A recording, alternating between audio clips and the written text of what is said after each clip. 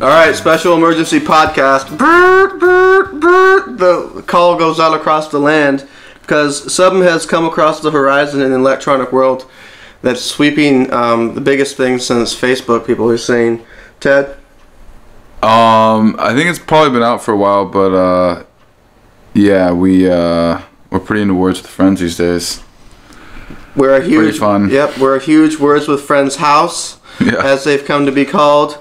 And basically, you can tell Words with Friend house if you go inside, and everyone's playing Words with Friends. I play it probably 7 to 8 hours a day. Ted, yeah, it's nice. Yeah, it's nice not to have to interact with others. It's nice just to have your nose buried in the phone. Yep. So we're talking about Words with Friends here. It's a game for. Can you play it on Android? Or is it just for iPhone? You can probably. I'm sure you can play it on Android. I'm sure you can play it on other stuff. Okay. So the one distinction I want to make about, or the thing that's not, how it's not Scrabble and how the computer interface, whatever, like, makes a different game, is that a lot of people use, and most people use a trial and error, where you just put something down that you don't know if it's a word or not, and you click the send button, and if it works, it works. And then, like, in every game I play, every competitive game I play, there's words where both parties had no clue that was a word. Like, weird shit. But they had an X and they had a J, and those are like 10-point letters, and they needed to put something down. And and Jix ended up being a word because they used an I that was floating there. And they're like, oh wow, that's a word? Cool. So it's basically, the game's not a vocabulary test, or I'm much smarter than a lot of the friends I lose to, or so I tell myself. So it's more about just finding placement and trial and error and being diligent. It's tedious, but it's fun though. It's fun. Okay, so rewind. Words with Friends. It's a online Scrabble type game. But it's not like Scrabble, you're saying. It's not exactly the same as Scrabble, but it's similar to Scrabble. Yeah, it's basically Scrabble. You're given letters. Game, but you play Friends. So yeah, tell us how it works real quick, just real quick for people who don't, for grandmas and stuff like that. You go for it. Okay, it's a Scrabble type game. You get letters. You lay down your tiles in order to make words. There are spaces like triple word score. Are there letter scores or just word scores? Both. Okay, there's both. So it is like Scrabble in that way, standard Scrabble board. And what Ted was saying was that there's no penalty for guessing something wrong. So you can just basically sit there and enter in certain combinations and see if it's accepted by the system. Correct. So whereas like in Scrabble, when you're playing Scrabble with friends live, you're like, you have to know it's a word. You have to put down something and be like, I'm damn sure that's a word. And if it's questionable, someone will look it up or whatever, blah, blah, blah. Right. But with this, it's is the limiting factor, though, when and I agree with you, when we play Scrabble, like, usually you know it's a word before you put it down. There's not a lot of... Because there's no computer interface. Yeah. Well, but there is a dictionary. So what, is it just a social construct that we kind of accept that we're not going to sit there and, like, try shit out? Yeah. I think, it has to be, because nobody's going to put down... It's like peer pressure that's keeping you from just sitting there. Yeah. I think it's an unwritten thing where someone has to say, what is that? And you're like, it's you don't necessarily have to come up with like a cursory definition, but a lot of times when you put down something that's a little bit weird, when I've played live Scrabble, it's a couple dirty looks, maybe some ribbing, maybe some ribbing. People ask you for like a basic, what do you think that is, or where have you heard that? And you have to usually have to give some sort of, it's this, You don't necessarily have to. I mean, you can say, I know this is a word. If you guys want to look it up, fine. But there's not a lot of just like, go to the dictionary, But it's there's nothing, correct me if I'm wrong, but there's nothing in the rules, though, in regular Scrabble to say that if you attempt to play a word that's not really a word upon checking, then there's any kind of penalty. There's no penalty built in, right? I don't think there is. I think it just becomes weird time wasting. I think it's just sort of... It's all about the playing field being leveled. So since other people don't do that, you don't do that. See, that's what's beautiful about Scrabble. It's like it's the computer interface where it's just like everyone's it evens out because everyone's going to try to do that thing with you throw the X somewhere and see if it sticks. Everyone does it. You know, like some of these words that are coming through in some of these games are just like. So it's accepted. In other words, what you're saying, it's accepted that people play words often, not knowing what they mean or are. Like I don't know what Zax is. Zaxes. I played it. I mean, I played it because in a previous game I noticed that Zax was a word. Zax. What is a Zax? I'd like to know. I'm definitely gonna look that up. We have some callers. Or like, what is this word? Nah with a G? Yeah, I don't even know. Gnaw? What? H-O-E? Ho with an E? Yeah, that makes no sense. What? Dined? Dined? I don't... Yeah, it's Dined. I don't... Dined is it's a bookcase. It's like a bookcase in the Indian language. Rouge? What? But that's what I like about regular Scrabble, though, is that there's no built-in law saying that you can't play a wrong word. See, so it's like that's why Scrabble is so timeless. It's like the Constitution. It's a living document.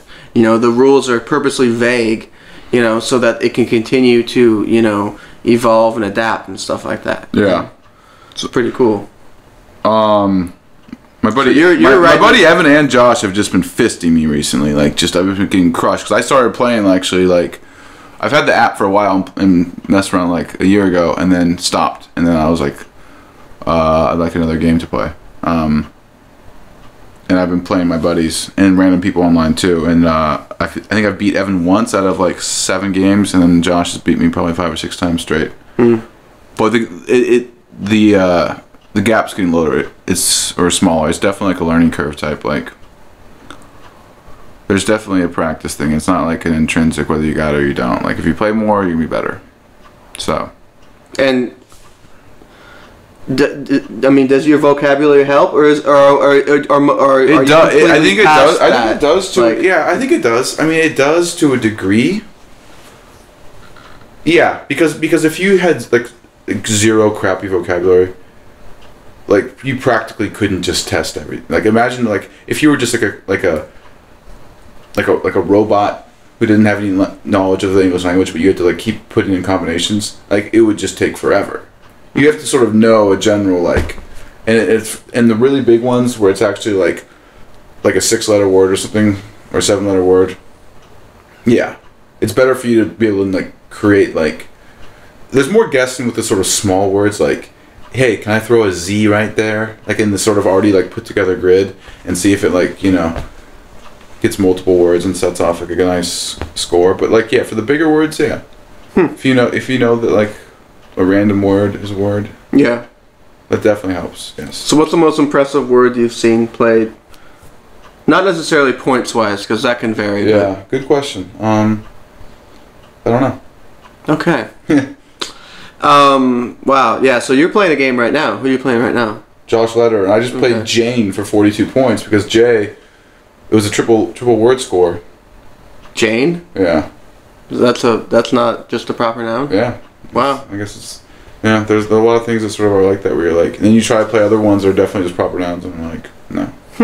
That's weird. Yeah, I played the game about a year ago, and everyone else was just way better than me. Like, I mean, I couldn't even hang, so I just stopped playing because I don't know. Yeah, I guess there are like cheating apps. So there's like a website, I guess, or like an app or something. Because I've heard anecdotal things that people using or catching people. Oh wow! Using. I think I heard someone say that they were hanging out with their friend or their sister and saw on their computer that like on their laptop the browser was up, and they know that they were cheating on it. That's so weird. That's like cheating at mini golf or something. Yeah, it's really weird to cheat on it because it's like you're just playing for fun. There's no money. There's no like. Yeah, it's arbitrary whether you win or lose. Yeah, it's like. Who cares? I only played one. You can start a game with a random stranger who's also online, and I've only played one person where I'm like, this person might be cheating because they were just like very quickly like coming up with like huge things that like obliterated me. I played like a lot of good like fun competitive games with seemingly normal people. Yeah, and have you guys met up like in person? No. Are you going to? There's a personal message thing, and occasionally people will be like, "Good game." Do you ever get the GG No. for good game? I haven't gotten that. Yeah, sometimes I'll do a GG for good game. That's clever. But yeah, I like to meet people, on Words with Friends. As soon as possible, like after one game. We have coffee, and most of my friends now are from Words with Friends. Yeah, you get racked up some frequent flyer miles doing that, right? You better believe it. There's no geographic filter, so like you just be like, "Where are you from?" "Oh, Oklahoma City." "All right." See you tomorrow. Yeah. Does JetBlue go there? Okay. Yeah, it's nice. I spent the last month just meeting all my Words with Friends. Man, they definitely. I did not expect Words with Enemies. I also have an app called Words with Enemies. Yeah. Some of these people though that I've met, man, they look way different than I expected. That's the thing. That I imagine everyone to sort of look like people on television, but then I thought that at least some of them would be girls, and then at least some of those would be cute. I thought they would all be supermodels, and then I didn't end up going. A lot of guys look like the comic book guy from The Simpsons. Yep. I didn't. There were no second dates out of that out of all 13 people that I met up with last month. Can you believe that? Yeah. Words with Friends. Yeah, They're actually your friends. It should be Words with Ugly Losers, because that's what it turned out to be. Yeah. I'm pissed. I'm keeping it online mostly. Yeah. Yeah. You're good at that. I'm good. Yeah. I'm good at sort of like distinguishing when I am on my internet stuff. Yeah. That's my little cyber world. Yeah. And then my real world is. See, when I hop on the internet, I feel like I'm like an international, like kind of like dashing, like I'm dressed all in white with like a straw hat, and I'm like have a really good tan. That's what I feel like when I hop online and I'm talking to people, and then I'm like, hey, let's what are you wearing, and let's meet up, for coffee, and then it just never. That's where things change, and the fantasy's broken. Yeah. Well, the problem is, I feel like you're sort of angry that people are being themselves duplicitous, but you sort of have in your mind a fake persona as you being much more dashing than you are. So you're sort of fooling them too. So you're sort of being like, hey, I'm the dashing guy in a yacht. You can help me. Yeah. For the first time in my life, I feel like there's hope. Maybe Neil Diamond. Maybe your wife left you because you're a borderline personality. We're doing some more about Bob quotes. But oh my God, I didn't leave her because she likes Neil Diamond, but maybe she left me. Ow. No, but yeah, I'm thinking maybe if you're pretending to be someone who has a fedora and a white yacht, I've never even thought about it like that. And then you're meeting up with them, and you're displeased that they're not like the Italian chick from the Fiat commercial. Gosh, it's almost like hypocritical of me to be disappointed then. Almost, yeah. Jesus Christ, man. Unless it's not hypocritical if the real and the fake personality are more disparate for the other people. That's what you could only be lying 2 notches. That's what I'm thinking. That's how I feel. But I think I feel like they're lying a lot more. They're not lying though. You're projecting things or imagining things that they never like pretended to have. Look how we're watching some of the All-Star thing. They're doing this like community service, but they all have beverages in like one hand while they're doing this Habitat for Humanity. Yeah, and they're putting up this hoop in this random guy's house. It's like, does he even want it there? Yeah. Who knows? Anyway, so we're gonna wrap it up. This is our emergency podcast about Words with Friends. Everyone's playing it. I vote. Don't play it. It's too addicting and it's too hard. Ted obviously plays, so we know his vote. But Ted, what's your username if people want to add? Oh yeah, I got Dodge Charger, which you think would be taken before, right? I got Dodge Charger. Simple. Great. So Dodge Charger. If you want to play Ted on Words with Friends, he's a mid to high level rogue with 2 healing potions. Oh wait a minute, no, sorry, wrong podcast. Anyway, follow us at Bert and Ted's Excellent Adventure on Facebook, and also you can email us at bertandted@gmail.com. Thanks a lot, guys. Ted? Cool. See you guys.